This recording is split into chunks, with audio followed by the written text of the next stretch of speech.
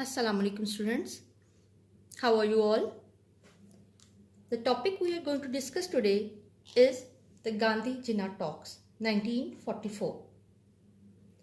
As in the previous topic, which was the Quit India Resolution, you have read that due to that movement, Gandhi was arrested. However, in May 1944, Gandhi was released from prison on medical grounds by the new Viceroy Lord Wavell. Then Gandhi took initiative and proposed Jinnah to talk. In July 1944, Gandhi wrote to Jinnah suggesting a meeting, and the Muslim League gave full authority to Jinnah to negotiate with Gandhi and to finalize issues on behalf of Muslim League. Both the leaders wanted to discuss some issues like the future of India and the most important issue for the Muslim, the issue of Pakistan. Throughout September 1944, both the leaders met at Jinnah's home in Bombay several times. Between 9 and 27 September, Gandhi and Jinnah met 13 times and exchanged 21 letters. It was clear that British would leave India sooner or later. The British departure was thought to be inevitable. Many people hoped that these two principal Indian leaders could reach a compromise. But the talks broke down for a number of reasons. Okay, now let us discuss what were the reasons of the failure of Gandhi Jinnah talks. We will discuss it one by one in detail. The first reason was Gandhi wanted the League to give immediate support to Congress in its struggle to remove the British, like in the Quit India Resolution. He actually wanted independence first and then consider Pakistan. But Jinnah knew that he had to secure partition before the departure of British. Why should Congress agree to it once the British were gone? There is no logic behind that. Secondly, Gandhi still claimed to speak for all Indians like he did before. But Jinnah reminded him that he only spoke for Hindus and he was just the spokesman of Congress, as he never did anything good for the Muslims. So how could he claim that? Thirdly, Gandhi also wanted the central government to have control over key areas such as defense and foreign policy. But Jinnah wanted these matters to be in the hands of provinces. As students, you know, he always talked about the provincial autonomy and the rights of the Muslim majority provinces. So he did the same in this case as well. And lastly, Gandhi gave impression that he did not support the two-nation theory. But you know, this theory had now become the official League policy. Here I want to show you a glimpse of few letters which Gandhi and Jinnah exchanged.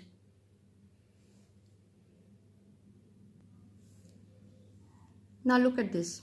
In source A, this is Gandhi's letter to Quaid-e-Azam on 15 September. Here in this letter, Gandhi was trying to convince Jinnah of his point of view about one nation theory. Now I am going to read it. I find no parallel in history for a body of converts and their descendants claiming to be a nation apart from their parent stock.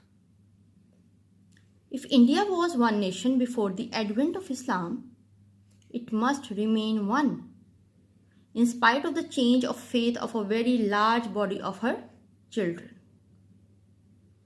Now this is Jinnah's reply, and look how thoroughly he will explain the two nation theories concept. We maintain and hold that Muslims and Hindus are two major nations by any definition or test of a nation. We are a nation of 100 million, and what is more, we are a nation with our own distinctive culture and civilization, language and literature, art and architecture, names and nomenclature, sense of values and proportion, legal laws and moral codes, customs and calendar, history and tradition, aptitudes and ambition.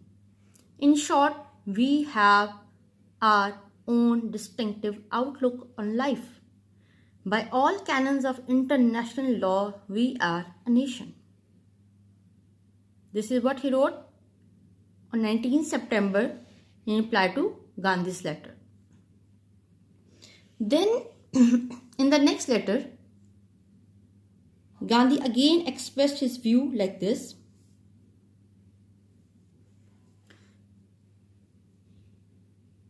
The more I think about the two-nation theory, the more alarming it appears to me. I am unable to accept the proposition that the Muslims of India are a nation distinct from the rest of the inhabitants of India. Mere assertion is no proof.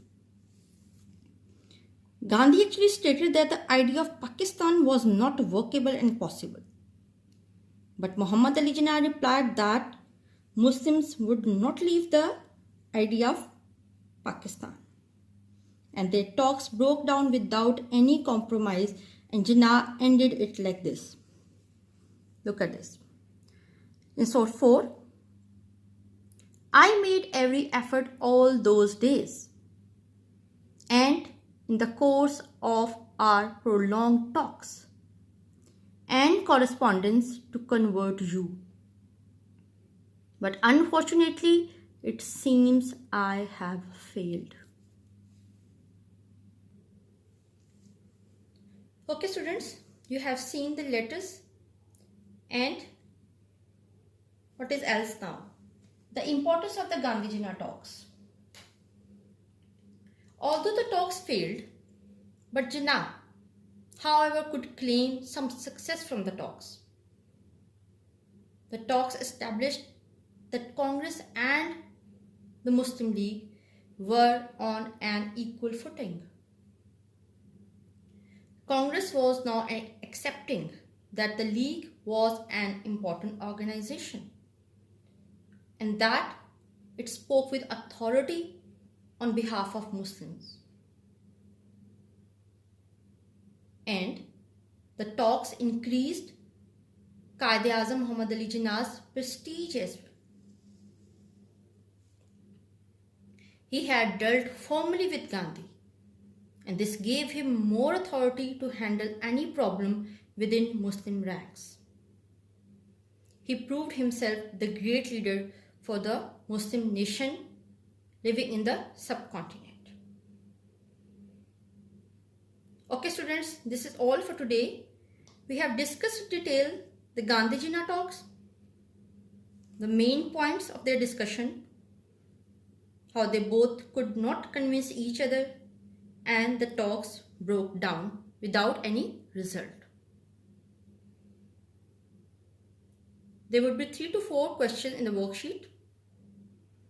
All of you have to go through the lecture again, read from the book as well, and then answer the question as soon as possible and submit your worksheet. Okay, take care. Allah Hafiz.